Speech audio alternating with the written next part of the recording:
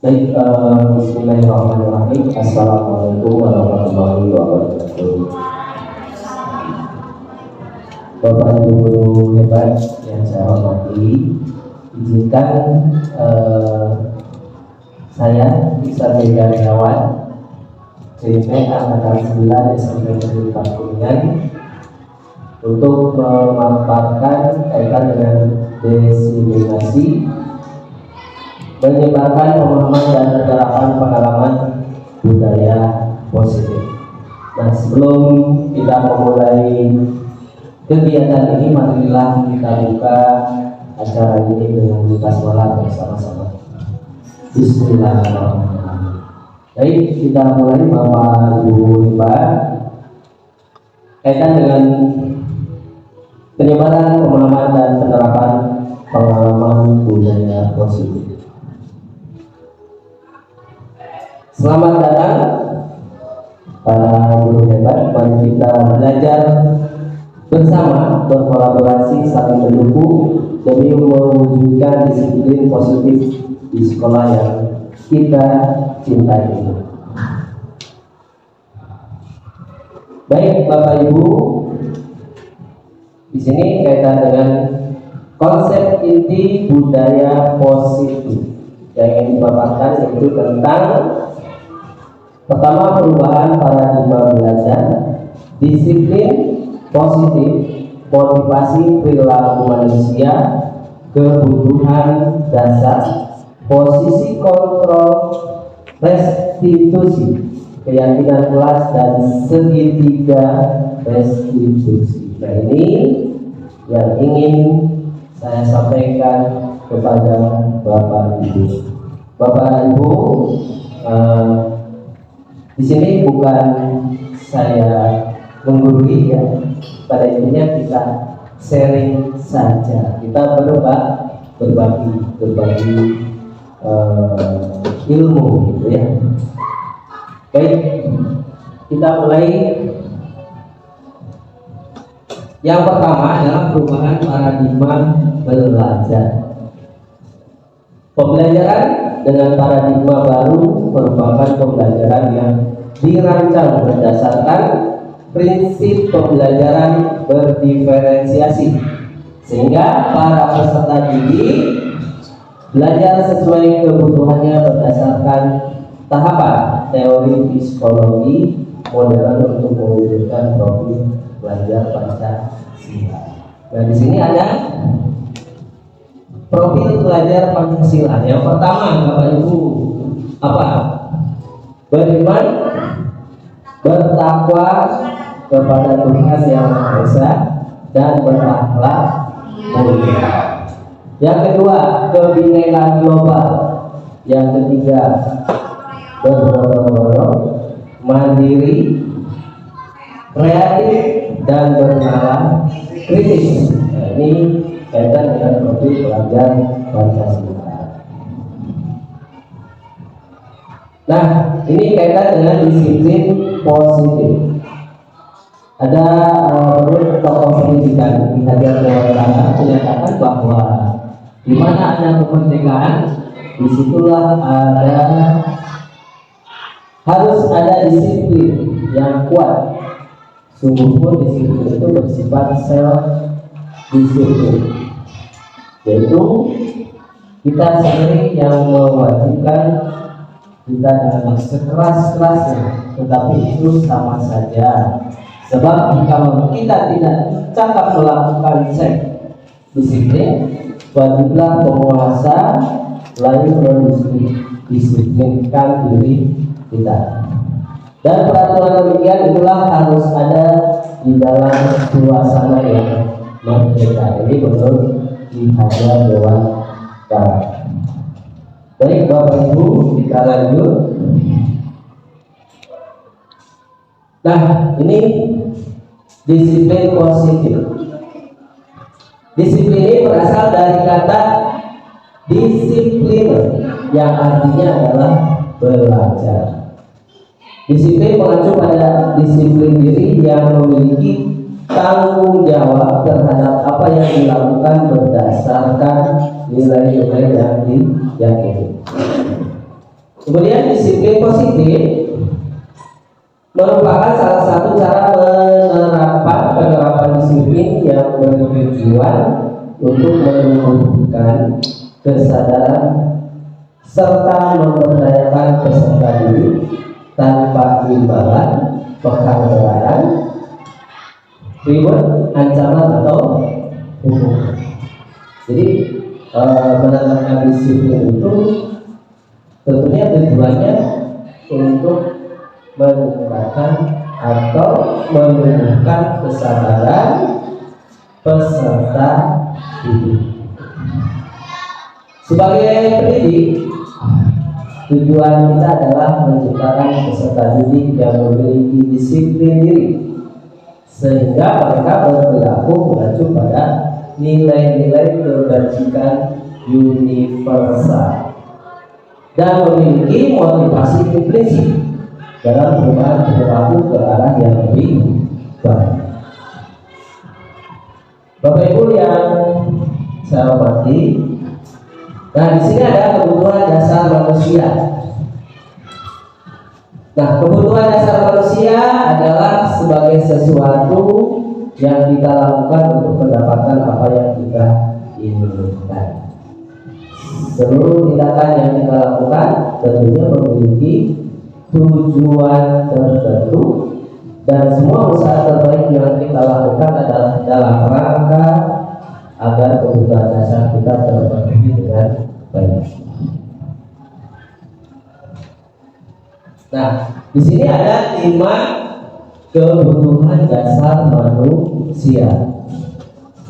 Yang pertama, bertahan hidup, kasih sayang dan rasa diterima, kemudian penguasaan, kebebasan, kesenangan. Dan ini adalah 5 kebutuhan dasar manusia. Yang pertama, kaitan dengan bertahan hidup. Nah, ini tentunya manusia untuk bertahan hidup tentunya makan, ya, kemudian pakaian, tempat tinggal, keamanan, kesehatan, gitu ya. Nah, ini kalau di dalam IPS itu ada kebutuhan pokok atau kebutuhan primer. Kemudian kasih sayang dan rasa diterima. Tentunya manusia ingin ada rasa diterima, kemudian ingin dipedulikan, ingin berbagi, kerjasama, menjadi bagian dalam kelompok. Penguasaan. Jadi kebutuhan yang ketiga adalah penguasaan. Bapak Ibu hebat. Di sini dalam penguasaan ada harga diri, keinginan untuk dianggap, memimpin, berprestasi, diakui dan didengar. Ini termasuk pada penguasaan. Selanjutnya kebebasan, mandiri, memiliki pilihan, mencoba hal baru, mampu mengendalikan arah dirinya. Kemudian kesenangan. Nah, Bapak Ibu, dalam kesenangan ini ada bermain, humor, antusiasme, dan tertawa. Baik, kita lanjutkan. Nah, motivasi perilaku manusia. Motivasi perilaku ini ada 2, ada intrinsik, ada intrinsik. Pertama, untuk menghindari ketidaknyamanan atau hukuman. Kemudian untuk mendapatkan imbalan, penghargaan dari orang lain. Dan ini termasuk pada ekstrinsik. Berarti ekstrinsik ini dorongan dari orang lain. Kemudian kalau intrinsik, ini kebalikannya, dorongan dari dalam diri sendiri. Nah, ini untuk menjadi orang yang mereka inginkan dan menghargai diri sendiri dengan nilai-nilai yang mereka percaya. Jadi motivasi manusia itu ada dua, intrinsik dan intrinsik. Kita lanjutkan. Nah, Bapak Ibu, di sini ada konsep disiplin dengan identitas gagah. Tentunya Bapak Ibu, di sini ada hukuman dan penghargaan. Ini merupakan konsep disiplin dengan identitas gagah. Hukuman. Nah, pastinya kalau dalam hukuman ini tentunya menyakitkan. Ya, seperti kita pernah dihukum ya sama Bapak Ibu guru. Tentunya terhadap diri kita itu menyakitkan. Kemudian tidak nyaman. Kemudian murid takut. Kemudian memaksa murid menyembunyikan kesalahan karena saking takutnya, tentunya kesalahannya ditutup. Kemudian murid menjadi rendah diri. Itu akibat daripada hukuman. Kemudian penghargaan. Nah, ternyata penghargaan ini juga Bapak Ibu merupakan identitas gagal. Ya. Mengapa? Karena tidak efektif. Kemudian merusak hubungan yang sifatnya iri. Tentunya siswa merasa ketika ada yang memberi penghargaan, merasa ada yang iri. Tentunya, yang itu lagi. Tentunya yang tidak dapat penghargaan merasa iri. Jadi ternyata penghargaan juga merupakan identitas yang bisa dipahami ya Bapak Ibu.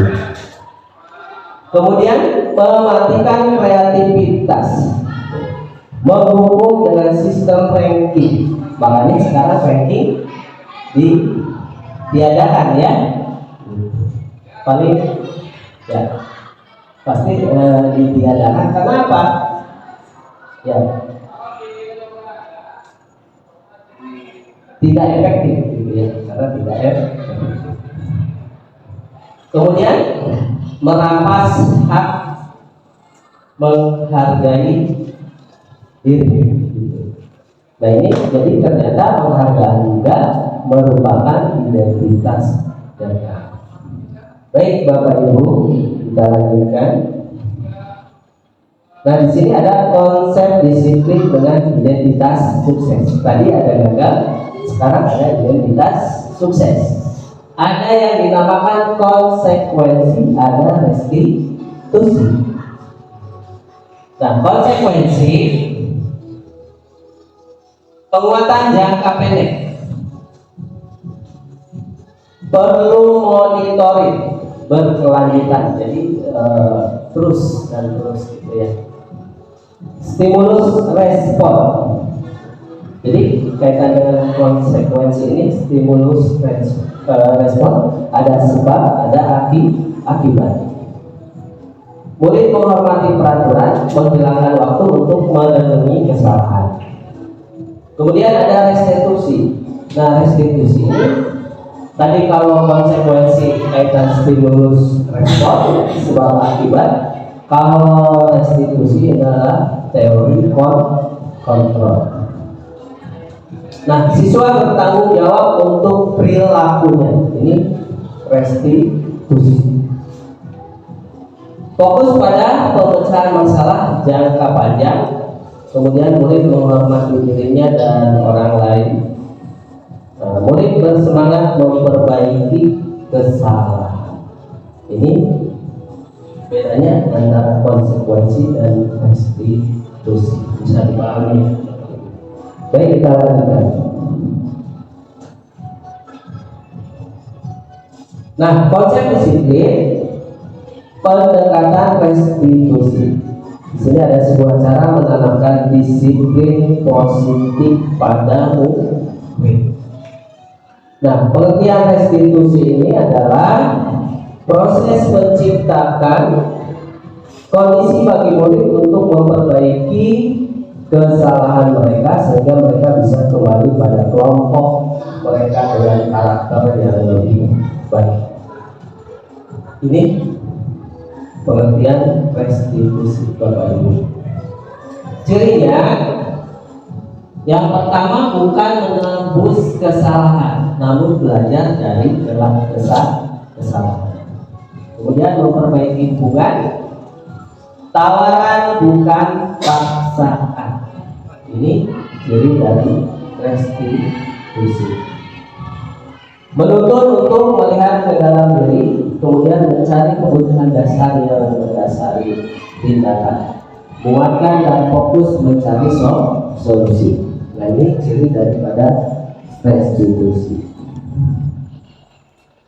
Nah, di sini ada miskonsepsi teori kontrol, ada ilmu guru mengontrol murid, ilusi bahwa semua penguatan positif efektif dan bermanfaat, ilusi bahwa kritik dan membuat rasa bersalah mampu menguatkan karakter, ilusi bahwa orang dewasa berhak memaksa. Ini miskonsepsi daripada teori kontrol.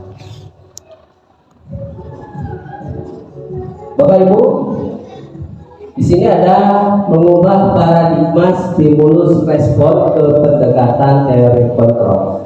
Ada stimulus respon, ada teori kontrol. Yang pertama, stimulus respon, realitas kebutuhan kita sama. Realitas kebutuhan kita berbeda. Nah, di teori kontrol tentunya kebutuhan siswa, kebutuhan murid itu berbeda-beda. Semua orang melihat hal yang sama. Setiap orang memiliki gambaran yang berbeda. Contohnya, kalau menurut murid itu misalnya apa yang dilakukan benar, tapi belum tentu menurut orang lain. Kita mencoba mengubah orang agar berpandangan sama dengan kita. Kita berusaha memahami pandangan orang lain tentang dunia. Perilaku buruk dilihat sebagai sesuatu kesalahan, tapi dalam teori kontrol semua perilaku memiliki tujuan. Orang lain bisa mengontrol saya, hanya Anda yang bisa mengontrol diri Anda. Saya bisa mengontrol orang lain, Anda tidak bisa mengontrol orang lain. Pemaksaan ada pada saat dudukan gagal. Kolaborasi dan konsensus menciptakan pilihan-pilihan baru. Mode berpikir menang kalah. Mode berpikir menang. Jadi kalau di stimulus respon ada yang menang, ada yang kalah. Tapi kalau dalam teori kontrol berpikir menang. Jadi semua menang. Ya. Baik, kita lanjutkan. Nah, di sini ada hukuman, ada konsekuensi, juga ada restitusi. Nah, kalau hukuman tidak terencana, kemudian tiba murid tidak tahu apa yang terjadi atau dilibatkan, bersifat satu arah, berupa hukuman fisik atau psikis, tidak terencana. Jadi ketika ada yang melanggar, itu dia tidak tahu hukuman apa yang akan diberikan. Misalnya disuruh lari, disuruh membersihkan toilet misalnya. Nah, ini bentuknya adalah hukuman. Kemudian ada konsekuensi, berencana, disepakati sesuai peraturan. Murid tetap dibuat tidak nyaman. Sikap guru selalu memonitor murid. Jadi hukuman tidak nyaman juga, konsekuensi juga ada ketidaknyaman. Tapi kalau restitusi proses menciptakan kondisi bagi murid untuk memperbaiki kesalahan. Jadi ada di restitusi ini ada kesempatan murid untuk menciptakan kondisi atau memperbaiki kesalahan. Itu bedanya antara hukuman, konsekuensi, dan restitusi. Kemudian ada proses kolaboratif yang mengajarkan murid untuk mencari solusi sendiri. Ya, jadi guru menawarkan solusi terhadap murid. Kedepannya mau seperti apa? Ya, jadi ada proses dialog antara murid dengan guru. Itu bedanya adalah hukuman, konsekuensi dari restitusi. Kira-kira dari ketiga ini mana yang ya? Jadi Bapak Ibu tentunya masih sering menghukum murid. Harusnya yang kita terapkan adalah restitusi. Paham ya Bapak Ibu? Baik, kita lanjutkan. Di sini ada 5 posisi kontrol guru. Ada sebagai penghukum, jadi guru itu sebagai penghukum, sebagai teman, pembuat merasa bersalah, pemantau atau manajer. Bapak Ibu lihat, perhatikan di antara ini ada contoh penerapan 5 posisi kontrol guru. Kasus siswa tidak memakai atribut lengkap saat upacara bendera. Pertama, penghukum. Tentunya kalau ada yang tidak lengkap atau tidak disiplin, hormat pada bendera selama 1 jam. Itu sebagai penghukum. Pembuat merasa bersalah. Berapa kali ibu bapak harus memberitahu kamu selalu saja mengecewakan ibu bapak? Ya, berapa kali ibu atau bapak harus memberitahu kamu selalu saja mengecewakan ibu bapak? Misalnya, ya. Teman, ayo dong ikuti aturan sekolah. Tolong bantu bapak ya sekali ini. Ya sudah, tidak apa-apa. Lain kali jangan sampai berbuat seperti ini lagi. Dan ini posisi sebagai teman. Pemantau, kamu sudah melanggar peraturan sekolah. Kamu tahu konsekuensinya. Setelah upacara kamu beri atribut demokrasi dan jangan diulang lagi. Kan kalau pemantau mungkin ada yang punya uang atau ada yang tidak. Manajer, apakah kamu tahu kesalahan?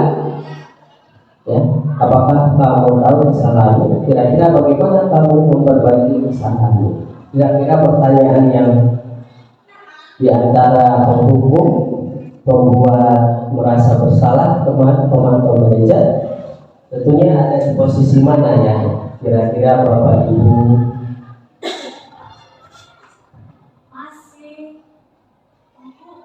Penghukum sama aja ya. Penghukum sama teman. Ya, itu menurut polis. Kalau menurut Ibu Emin, Ibu Ika lebih sering sebagai apa? Penghukum, pembuat merasa bersalah, teman, pemantau atau manajer?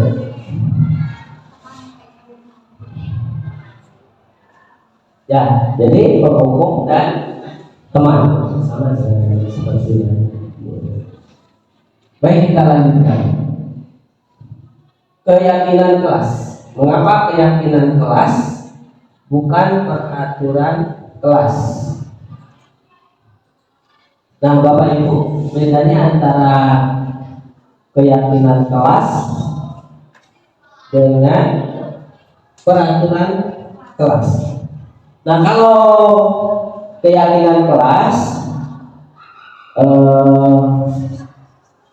itu kan ada intrinsik ada ekstrinsik. Bedanya kalau intrinsik itu yang dibangun itu dorongan berasal dari dalam dirimu murid. Tapi kalau ekstrinsik itu dorongan berasal dari orang lain. Misalnya takut dihukum, itu ekstrinsik. Tapi karena atas kesadaran sendiri, dia punya kesadaran, sehingga dia membangun kesadaran dengan diri sendiri.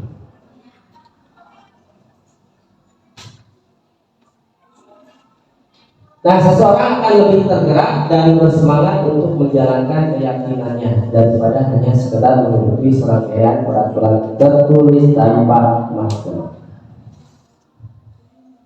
Nah, di sini ada nilai-nilai kebajikan, nilai yang disepakati bersama, lepas dari suku, bangsa, agama, bahasa maupun latar belakangnya. Di sini ada contoh nilai kebajikan di institusi atau organisasi. Di sini ada profil pelajar Pancasila, Bapak Ibu, yaitu beriman dan bertakwa pada Tuhan Yang Maha Esa, berakhlak mulia, berkebinekaan global, gotong royong, mandiri, kreatif dan bernalar kritis.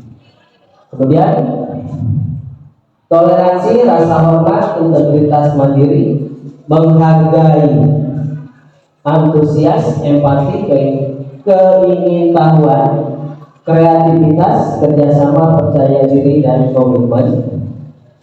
Kemudian ada dapat dipercaya, lurus hati, penilaian yang aktif, tidak merendahkan orang lain, dan memberikan yang terbaik dari diri.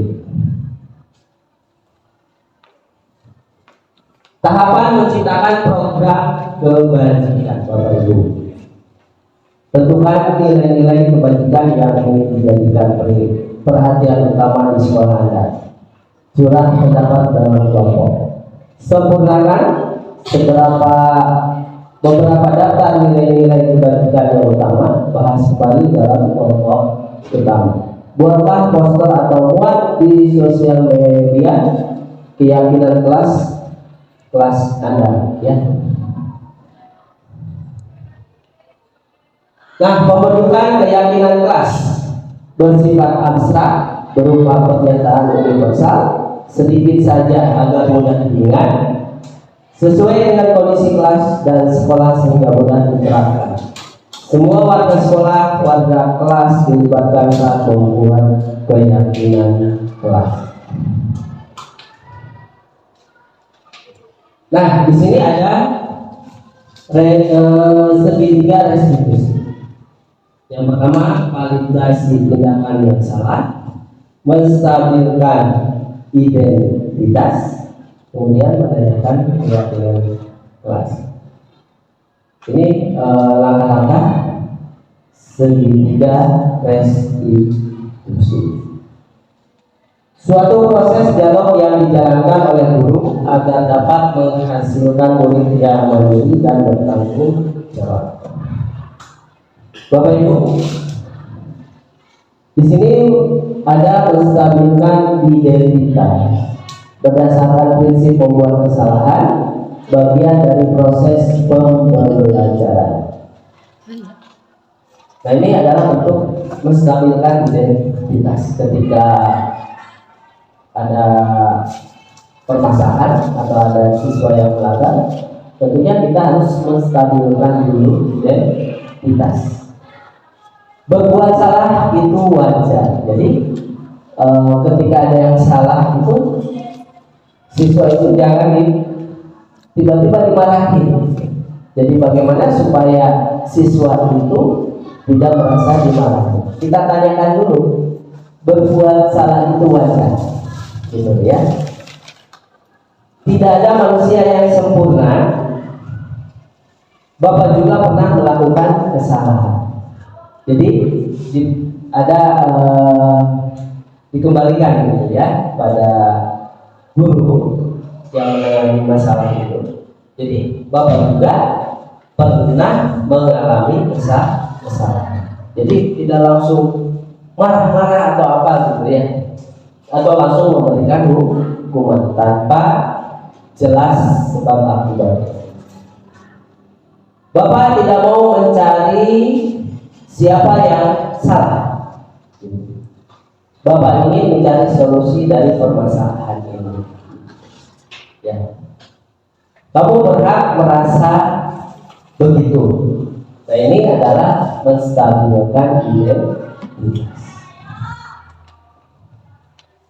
Kemudian validasi tindakan yang salah berdasarkan prinsip setiap perilaku berupaya memenuhi suatu kebutuhan tertentu. Di sini ada pertanyaan-pertanyaan.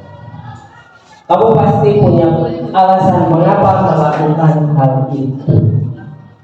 Padahal kamu bisa melakukan yang lebih buruk dari ini ya. Kamu patut bangga karena telah melindungi sesuatu yang penting bagimu. Kamu melakukannya karena mempertahankan sesuatu yang penting bagimu. Nah, ini adalah validasi tindakan yang salah. Menanyakan keyakinan kelas. Berdasarkan prinsip teori kontrol bahwa pada dasarnya kita termotivasi secara intrinsik. Jadi intrinsik ini dorongan dari dalam. Apa saja keyakinan kelas kita, nilai-nilai apa yang telah disepakati bersama, seperti apa gambaran sebuah kelas yang ideal menurut kamu, kamu ingin menjadi orang yang seperti apa?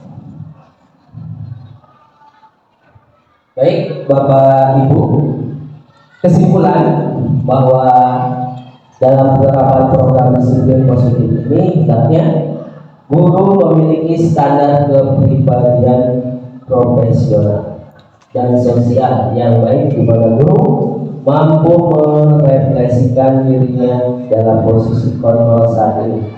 Bagaimana perjalanan dirinya sebagai among atau manajer yang menuntun murid-muridnya menjadi insan yang mandiri, merdeka, bertanggung jawab. Standar nasional pendidikan. Nah, kita ke refleksi Bapak Ibu ya. Di sini ada ceritakan pengalaman yang diperoleh setelah mengikuti kegiatan ini. Ya, barangkali dari Ibu Is ya. Silakan Bu. Assalamualaikum warahmatullahi wabarakatuh. Waalaikumsalam. Saya ingin memberikan refleksi sedikit Pak Isan. Masya Allah sekali, Pak Isan sudah sangat bagus menyampaikan materinya dengan pemilihan bahasa yang mudah dimengerti, sehingga secara maksimal Pak Isan sudah mentransferkan ilmunya kepada saya. Pak Isan, jujur dari yang disampaikan Pak Isan itu ada beberapa yang membuat saya ternyata begitu. Salah satunya itu ya tentang hukuman dan penghargaan. Ternyata ketika kita terlalu sering memberikan penghargaan kepada anak, itu ada dampak buruknya ya Pak ya. Sedangkan kita di kelas itu rasa sering kan penghargaan itu tidak hanya barang ya Pak ya, apresiasi juga menurut saya itu termasuk penghargaan yang mungkin setelah mendapatkan penghargaan dari Pak Isan, mungkin kedepannya penghargaan itu saya kurangi ya, jadi saya tidak terlalu murah dalam memberikan penghargaan seperti itu depannya ya Pak. Ataukah memang sudah tidak boleh sama sekali Pak Isan penghargaan yang memang. Baik, terima kasih Bu Is ya. Tentunya tadi sudah dijelaskan ya bahwa kalau yang namanya penghargaan itu ada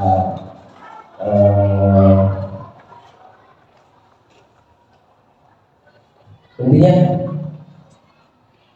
ada kekurangannya gitu ya, ada kekurangan. Jadi tentunya di sini ada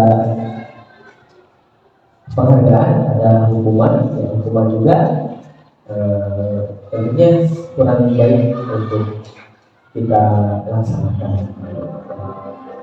Ya, itu barangkali itu saja. Terima kasih Gus atas refleksinya. Bapak Ibu yang saya hormati, demikian pemaparan kaitan dengan simulasi dari saya, Sampai Daryawan, PGP Angkatan 9 dari SMP Negeri 4 Kuningan. Mohon maaf apabila ada hal-hal yang tidak berkenan. Ya, mari kita tutup kegiatan ini dengan membacakan Alhamdulillah bersama-sama. Alhamdulillah. Bapak Ibu hebat, terima kasih. Ya, mohon maaf kalau ada hal-hal yang tidak berkenan. Wassalamualaikum warahmatullahi wabarakatuh.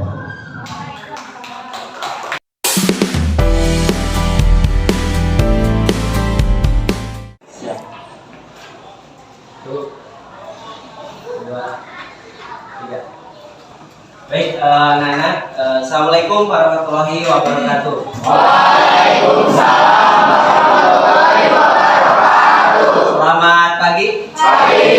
Baik, sebelum kita memulai pembelajaran, marilah kita bersama-sama untuk berdoa. Ya, silakan untuk KM untuk memimpin doa. Sebelum belajar, marilah kita berdoa. Berdoa dimulai.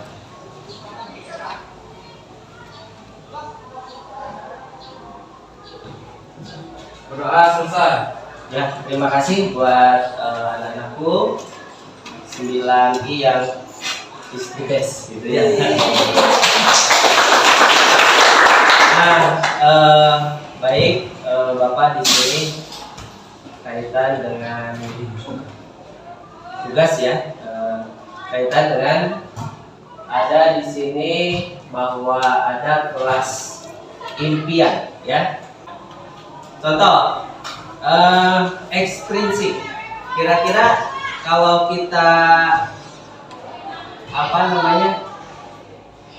membawa motor, ya, memakai helm. Nah, apa bayangan kalian terhadap harus memakai helm? Karena apa?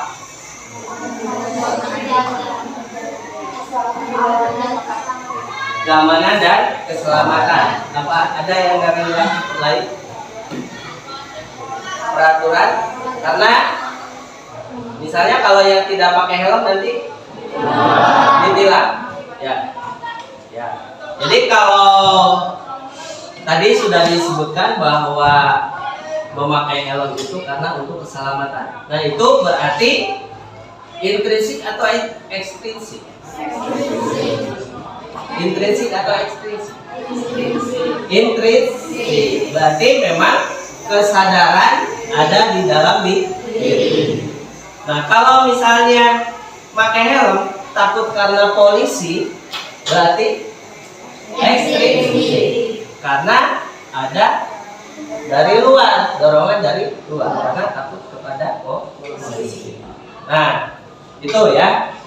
Nah, sekarang silakan nanti Bapak bagikan sticky note-nya bahwa nanti apa sih impian kalian, kelas impian, ya, kira-kira apa impian kalian ya, sehingga nanti bisa dijadikan keyakinan keras. Nah, sekarang Bapak bagikan ini ya. Silakan nanti kalian catat apa impian kalian ya terhadap kelas.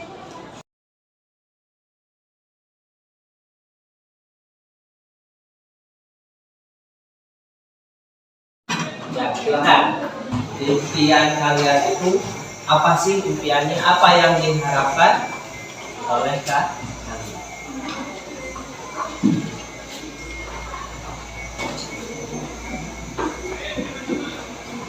Dan tolong jangan ada kalimat negatif. Ya, kalimat negatif itu kata-katanya misalnya jangan, misalnya jangan pakai ada kata jangan. Kata jangan itu tidak dipakai, gitu ya. Gunakan kata-kata yang positif.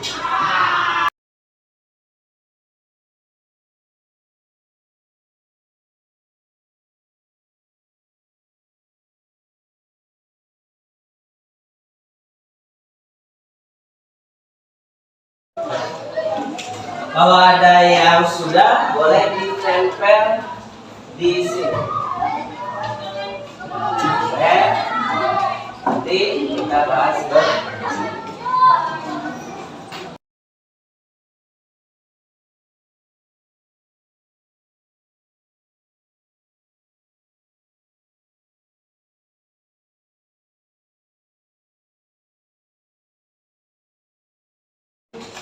Jadi tolong diingat bahwa keyakinan kelas itu ada yang dari diri, ada dari lu. Jadi ada yang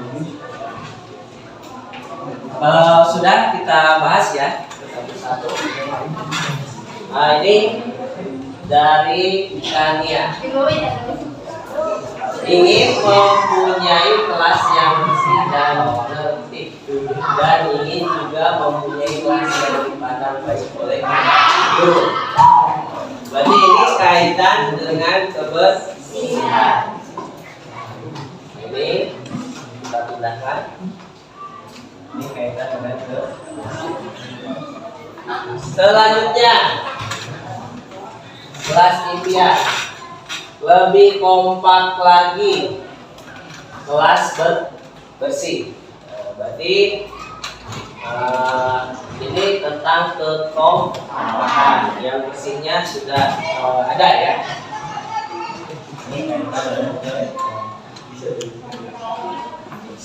Selanjutnya kelas yang damai, rukun, kompak, kerjasama yang baik. Ini dari Rivi. Berarti di sini sudah ada, ya. Di sini sudah ada. Berarti kelas yang damai, rukun. Nah, ini kaitan dengan kekompakan. Ya. Selanjutnya ini dari Rivi, dari Desia. Impian kelasnya menurut saya adalah menjadi kelas yang penuh solidaritas dan penuh tanggung jawab. Berarti ada di sini ya. Kompak dan tanggung.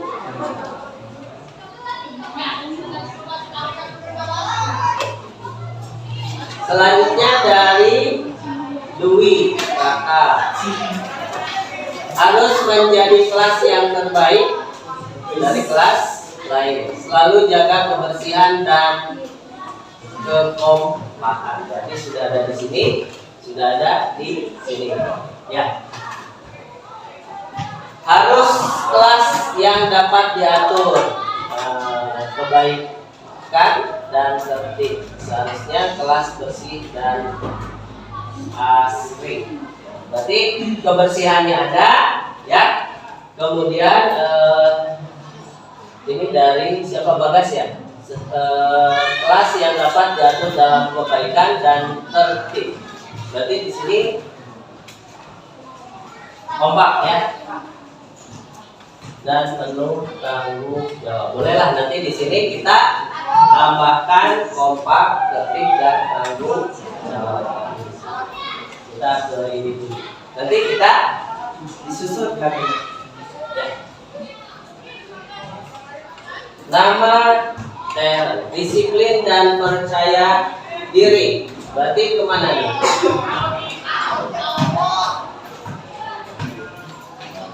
Kelas yang damai, rukun, tanggung jawab. Ya. Disiplin. Berarti sinilah yang kita baru disiplin. Bisa diajak kerjasama nurut Kalau diberi tahu perintah. Nurut ya. Kerjasama berarti bisa masuk ke kompak di sini ya. Tuh. Dari Dwi Raka udah. Harusnya kebersihan kelas selalu dijaga. Harusnya kelas bisa menjadi mendukung satu sama lain. Berarti ini dengan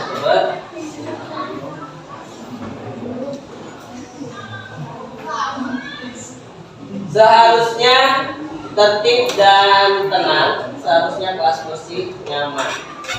Nah, di sini ya. Pengen semua solidaritas, ingin kelas damai dan tentram. Berarti di mana nih? Kompak ya, di sini ya.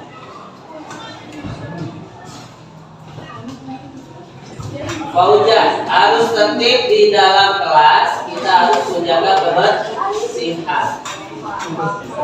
Berarti tertibnya ada. Ya, berarti udah ya, kebersihan sudah, ini udah.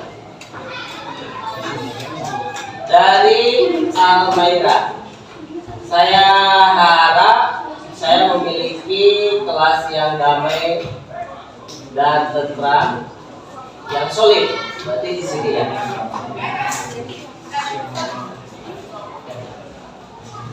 Kemudian dari Dava, kelas yang harusnya di kelas apa ini? Tertib. Oh ya. Harusnya tertib ya. Harus tertib berarti di sini. Kemudian dari Diandra, kebersihan lebih diutamakan. Kelas bisa mendukung satu sama lain. Sudah ada di situ ya. Dari Fitria, ingin kelas kita bersatu, berarti kompak. Ya, kompak. Ingin membawa nama baik kelas 9 kita harus menjaga kebersihan kelas. Berarti masih ke kebersihan dan ke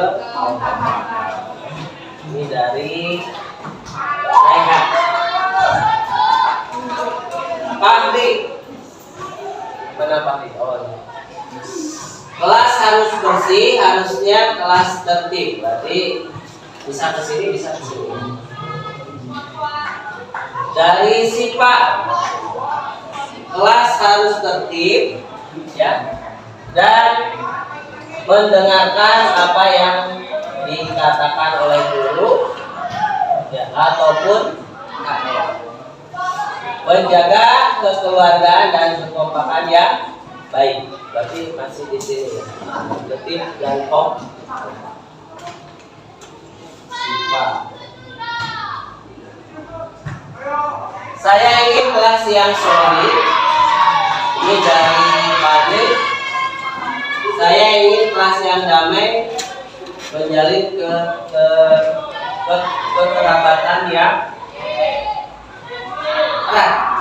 Ya, erat bisa.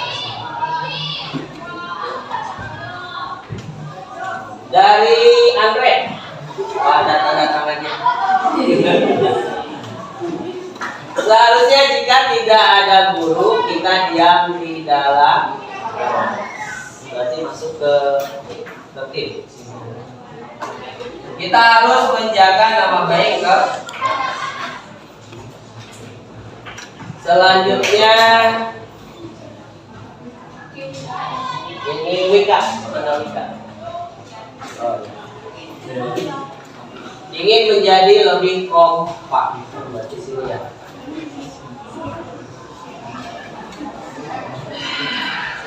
Kemudian kelas impian Caca,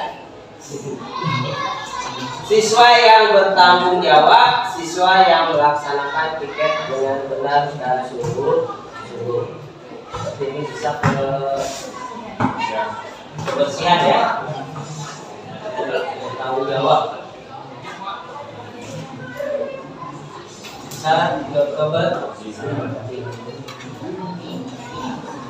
Adanya wifi di kelas dari Pram. Ya, silakan kan itu jadi, tapi kan kita nanti sepakat atau sih kita usulkan ke pihak sekolah. Ya, wifi.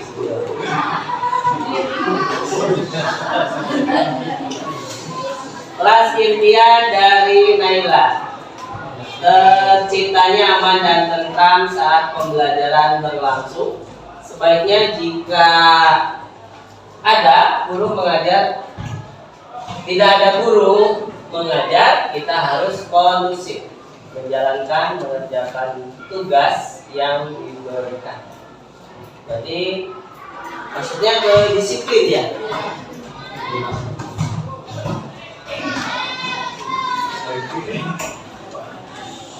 Dari sepak adanya AC.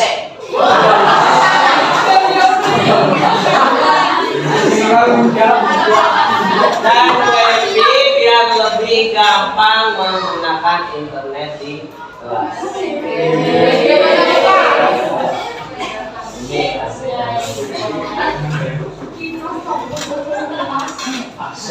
Dari Akila, seharusnya pada saat jam atau tidak ada guru ya, siswa tidak keluar ke kelas, tidak mengobrol saat guru sedang menjelaskan. Berarti ini disiplin. Nah, ini tidak, ini berarti kira-kira kata positif atau tidak? Ya, tidak atau jangan. Kira-kira digantinya apa nih? Seharusnya pada saat tidak ada guru, ya, siswa di sini kan siswa tidak keluar kelas. Kira-kira gantinya apa? Positif. Ya. Seharusnya pada saat tidak ada guru, siswa tetap di dalam kelas. Jadi itu kata negatifnya jangan, tidak itu tidak mengobrol saat guru sedang menjelaskan. Kira-kira sebaiknya ya memperhatikan saat guru menjelaskan. Ya, jadi itu kita ganti ke kata positif. Bisa dipahami ya antara kata positif kata. Ini dari Siti ya. Seharusnya yang kebagian apa ini? Oh ya, piket, yang belum piket apa? Oh, jangan pulang dulu. Nah, itu kan negatif ya. Seharusnya yang kebagian atau yang belum piket, nah, jangannya kira-kira ganti. Sebaiknya menunggu. Oh iya, awas ya. Ya, kita ganti kira-kira seharusnya yang kebagian tiket tetap melaksanakan di ya.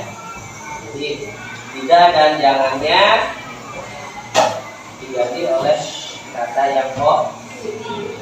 Jadi ini kebersihan. Oh, satu. Dari Lady. Seharusnya kita menjaga kekompakan agar tidak ada yang terjadi tidak ada permasalahan yang terjadi. Kelas yang damai, tentram, penuh geruk. Berarti ini gimana? Disiplin. Nah, baru kita ke keyakinan kelas.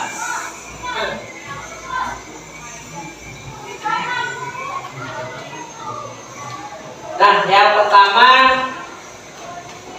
ingin mempunyai kelas yang bersih, tertib, dan ingin juga mempunyai kelas yang dipandang baik. Kira-kira apa redaksinya? Kaitan dengan kebersihan. Kaitan dengan kebersihan.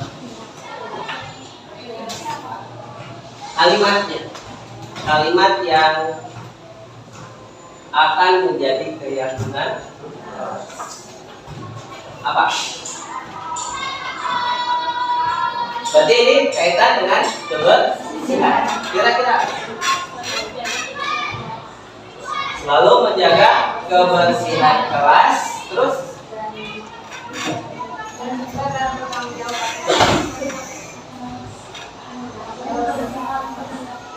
apa coba? Nah, berarti kaitan dengan kebersihan di dalam keyakinan kelas, ya. Menjaga kebersihan kelas dan bertanggung jawab atas tugas yang telah diberikan sesuai jadwal yang diberikan. Sepakat? Atau redaksinya yang mana? Menciptakan lingkungan kelas yang bersih, aman, nyaman, indah. Atau menjaga kebersihan kelas dan bertanggung jawab atas tugas yang telah diberikan sesuai jadwal yang diberikan. Kira-kira yang mana? Yang ini. Menjaga kebersihan kelas dan bertanggung jawab, berarti ini juga bertanggung jawab. Sepakat tidak? Berarti sepakat yang ini ya. Menjaga kebersihan kelas dan bertanggung jawab atas tugas yang telah diberikan sesuai jadwal yang telah diberikan. Jadi piket ini tetap ya bertanggung jawab. Jadi tidak takut misalnya piketnya gara-gara takut sama bapak ibu guru ya, tidak seperti itu. Dan ini sudah menjadi kesepakatan. Jadi membangun kesadaran. Jadi seperti tadi memakai helm takut karena ada polisi. Nah, itu berarti dari luar, bukan dari atas diri sendiri. Mari kita bangun budaya besar. Segala sesuatu bukan karena orang lain. Ya. Selanjutnya kaitan dengan kekompakan. Kira-kira redaksinya apa? Menciptakan kelas yang damai, aman, tentram, dan menjadikan kelas yang solid, tertib, kompak, dan bisa diajak kerja sama. Sepakat? Terima kasih. Kemudian di sini disiplin, ada kata disiplin, ada kata percaya diri, aman, tentram. Sudah, berarti ya. Tidak ada guru mengajar, harus kondusif. Nah, kaitan dengan disiplin, silakan. Masih ada?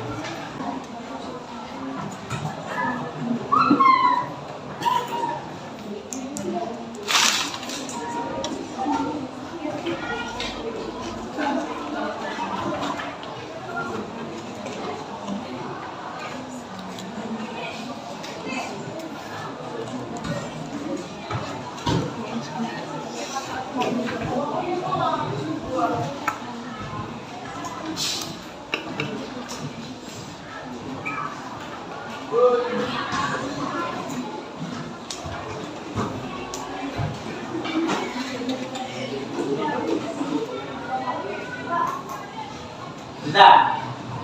Baik. Terima kasih. Berarti datang tepat waktu, mentaati tata tertib, sebaiknya memperhatikan guru, sifat HP guru menjadi sebuah kalimat. Menjadi sebuah kalimat. Kira-kira budaya disiplin positif. Ya.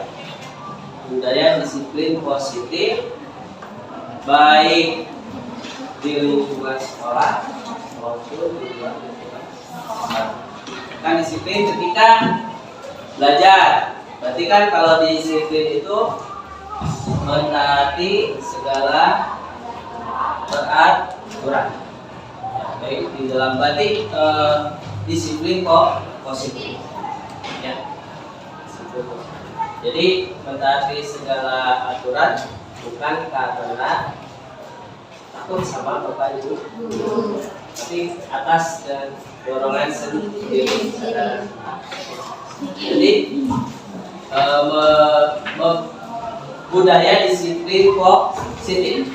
Berarti redaksinya budaya disiplin positif. Sepakat? Ya. Berarti sudah sepakat?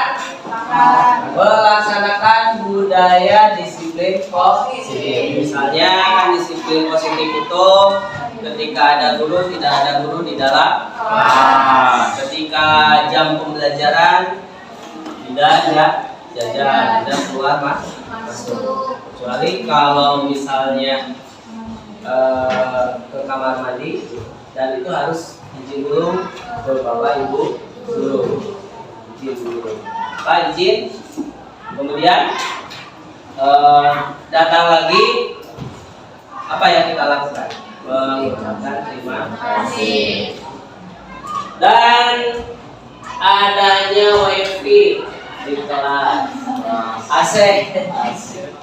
Nanti Bapak usulkan ya Pak, ini kesepakatan kelas harus ada AC, harus ada wifi. Tapi wifi sudah ada, nggak tahu terjangkau atau tidak, nggak nyampe. Berarti nanti disampaikan ke tukang kipas. Ya. Baik, nanti disampaikan ya. Berarti belum ada kesepakatan dulu. Bagaimana kalau kita ganti ke pada saat pembelajaran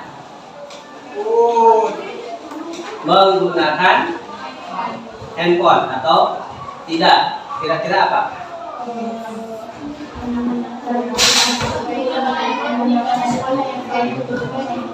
Menggunakan handphone saat dibutuhkan. Ya. Berarti menggunakan handphone pada saat ada. Silakan. Nah, kalau ada yang main game pada saat pembelajaran, itu berarti bukan melanggar daripada keyakinan. Menggunakan handphone pada saat digunakan atau dibutuhkan pada saat kegiatan pembelajaran tidak dibutuhkan. Sepakat ya? Jadi kalau ada yang belajar, main game dan lain sebagainya, berarti melanggar keyakinan. Tidak ada sanksi, cuman selalu diingat bahwa ini sudah merupakan kesepakatan. Apalagi mau dipikir lagi ya? 1. Menjaga kebersihan kelas dan bertanggung jawab atas tugas yang diberikan sesuai jadwal yang diberikan. Ya, jadi menjaga kebersihan, ya belajarnya aman dan menciptakan kelas yang damai, tentram, menjadikan kelas yang solid, kompak, bisa diajak kerja. Sepakat ya. Tidak ada bullying, ya. Tidak ada saling mengejek, apalagi nama orang tua. Ya, disebut nama orang tua. Ya. Jadi harus kompak nih, solid. Kelas 9 ini kalau ada apa-apa selesaikan dengan Mbak. Tidak bisa diselesaikan koordinasi dengan Bapak misalnya sebagai wali kelas misalnya ya, sebagai wali. Melaksanakan budaya disiplin positif ya. Jadi aturan-aturan sekolah silahkan dilaksanakan. Rambut kira-kira panjang itu tidak usah disuruh, harus inisiatif sendiri. Pakaiannya, sabuknya, ya. Menggunakan handphone pada saat pembelajaran bila dibutuhkan. Ya. Pak, boleh makan atau tidak?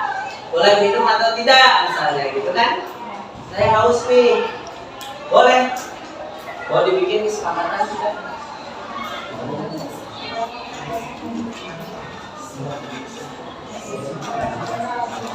Ya? Tidak.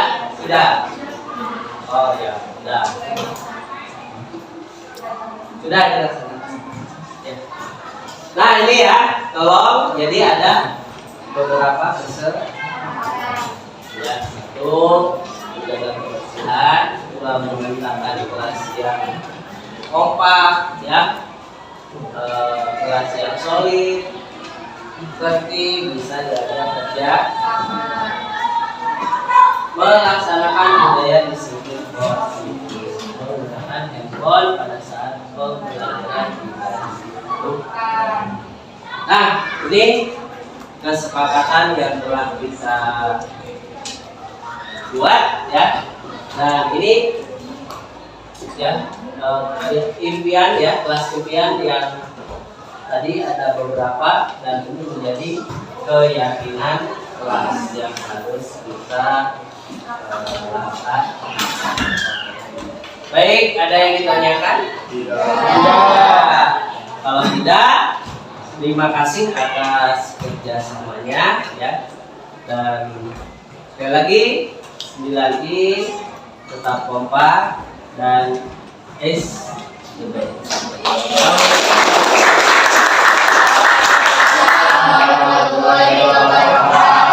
SMP Patunian, maju,